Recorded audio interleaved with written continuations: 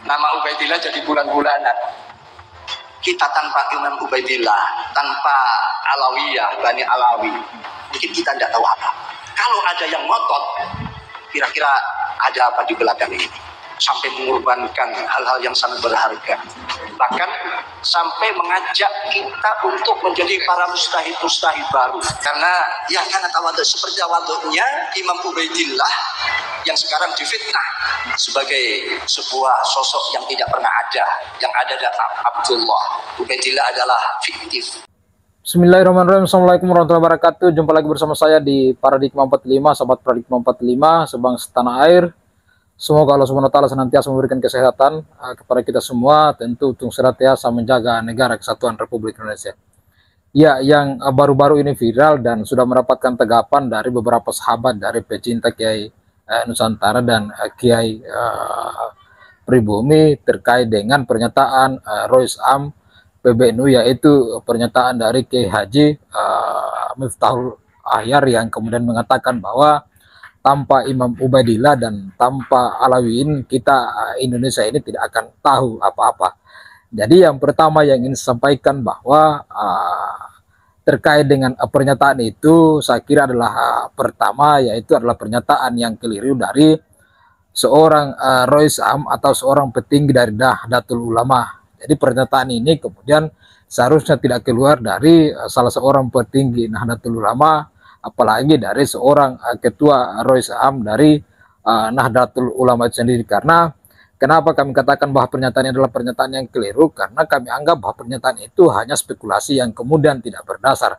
Sementara telah kita ketahui bersama bahwa selama ini sudah ada diskusi dan sudah ada kajian yang kemudian mengatakan bahwa Ubaidillah itu merupakan tokoh fiktif yang tidak mampu dibuktikan sampai hari ini dengan kitab zaman maupun dengan tes DNA dari keturunannya yang ada sampai hari ini di Indonesia. Ya, berdasarkan kajian dari tesis Kiai Haji Mahyudin Al-Bantani, jelas dikatakan bahwa Ubaidillah dan Ahmad bin Isa itu adalah tokoh fiktif yang hanya diceritakan dan hanya dibuat-buat oleh keturunan-keturunan mereka, imigran-imigran Yaman ini yang kemudian ingin mendapatkan pengakuan bahwa mereka adalah cucu dari baginda Nabi Muhammad Sallallahu Alaihi Wasallam. Jadi terkait dengan pernyataan dari Rois Am yaitu Kiai Haji Miftahul Ahyar itu saya kira adalah pernyataan yang keliru.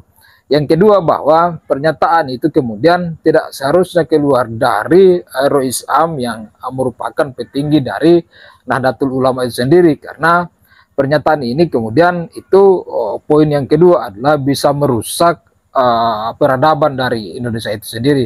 Karena secara tidak langsung kalau misalnya PBNU atau Rois Am dari PBNU mengakui bahwa Imam Ahmad Ubaidillah itu dan Alawiyin itu ada, maka secara tidak langsung dia menolak hasil penelitian dari Kiai Haji Mahyudin Al-Bantani, dan secara tidak langsung beliau telah mengubah peradaban yang ada di Indonesia, yang sementara kita ketahui bersama bahwa peradaban Islam di Indonesia itu dibawa oleh 9 wali yang datang di abad sebelum para imigran Yaman ini, para Alawiyin yang katanya mengaku sebagai cucu Nabi ini kemudian datang ke Indonesia.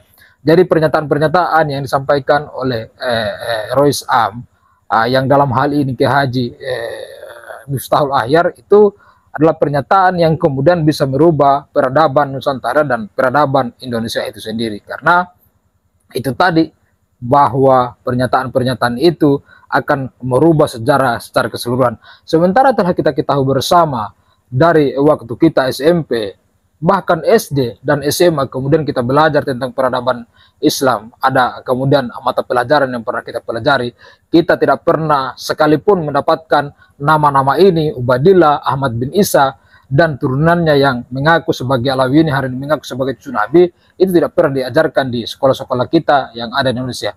Kita hanya diajarkan bagaimana peradaban dari Islam yang kemudian dibawa oleh 9 wali, dan bagaimana kerajaan-kerajaan Islam di Indonesia, dan sampai kepada kemudian di puncaknya perjuangan dari petinggi-petinggi dan pahlawan-pahlawan Islam ini kemudian bisa memerdekakan Indonesia pada tahun 1945, yaitu diproklamirkan oleh Bung Karno ketika itu.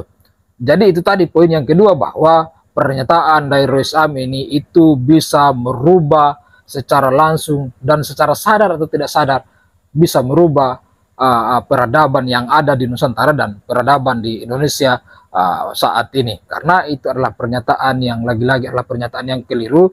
Maka kalau itu memang benar, maka secara total sejarah peradaban yang ada di Indonesia itu, termasuk sejarah peradaban Islam, sejarah peradaban Nusantara akan berubah secara keseluruhan.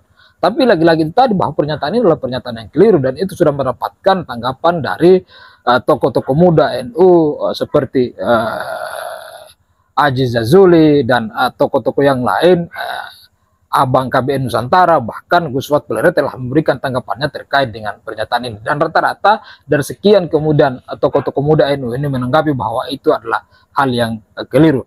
Pertanyaan yang sekarang yang menjadi poin pentingnya adalah apakah kemudian pernyataan dari Kiai Haji Miftahul Ahyar ini adalah merupakan bentuk dukungan terhadap Bani Alawi yang ada di Indonesia. Lagi-lagi bahwa kalau itu merupakan bentuk dukungan, berarti beliau ini telah melakukan keluruan yang begitu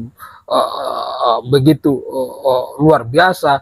Karena selama ini kita tahu bersama bahwa Alawiin atau Bani Alawi yang Indonesia ini secara langsung, secara sadar atau tidak sadar, mereka sebenarnya melakukan perlawanan terhadap peradaban Nahdlatul Ulama, terhadap peradaban Islam, dan terhadap peradaban Indonesia, karena mereka mau mengubah bentuk negara kita dari negara kesatuan Republik Indonesia menjadi negara yang mereka inginkan, negara yang mereka impikan, yaitu negara khilafah.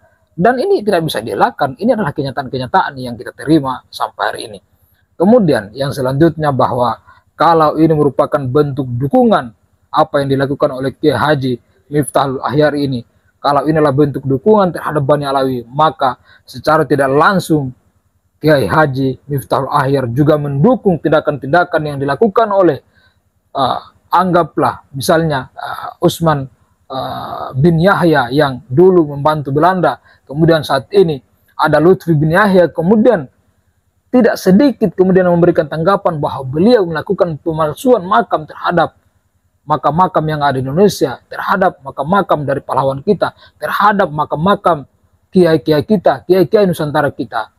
Berarti secara tidak langsung bahwa Kiai Haji Miftahul Ahyar ini bisa dikatakan adalah bagian dari kelompok Bani Alawi ini. Namun sahabat sekalian, apapun bentuk pernyataan yang dilakukan oleh Rois Am yang hari ini keluar dan tren di media sosial, kita selama ini yang mendukung Kiai Haji Mainuddin Al-Bantani, yang mendukung tesis dari Kiai Haji Mainuddin Al-Bantani, akan terus berjuang, akan terus menggaungkan bagaimana ini bisa sampai ke masyarakat bahwa memang Ubaidillah itu adalah tokoh fiktif dan tidak pernah ada, dan Bani Alawi itu tidak tersambung nasabnya kepada baginda Nabi Muhammad Sallallahu Alaihi Wasallam. Ini adalah tugas mulia, ini harus sampai sehingga doktrin sesat, doktrin yang salah yang selama ini beredar dan sampai ke masyarakat dari kelompok Bani Alawi ini bisa tersaring, bisa terkanter, dan bisa berkurang sedikit demi sedikit, sehingga tidak ada lagi korban yang kemudian dijadikan budak-budak dari Bani Alawi dan imigran Yaman ini. Maka tidak sedikit pun lagi-lagi bahwa apa yang disampaikan oleh Rois Am dari PBNU tidak sedikit pun menyurutkan ya teman-teman, untuk kemudian bagaimana tesis dari Kiai Haji Mainuddin Al-Bantani ini bisa terus tersiar, bisa terus digaungkan sehingga mengurangi doktrin-doktrin dari imigran Yaman dan Bani Alawi ini. Saya kira itu. Assalamualaikum warahmatullahi wabarakatuh.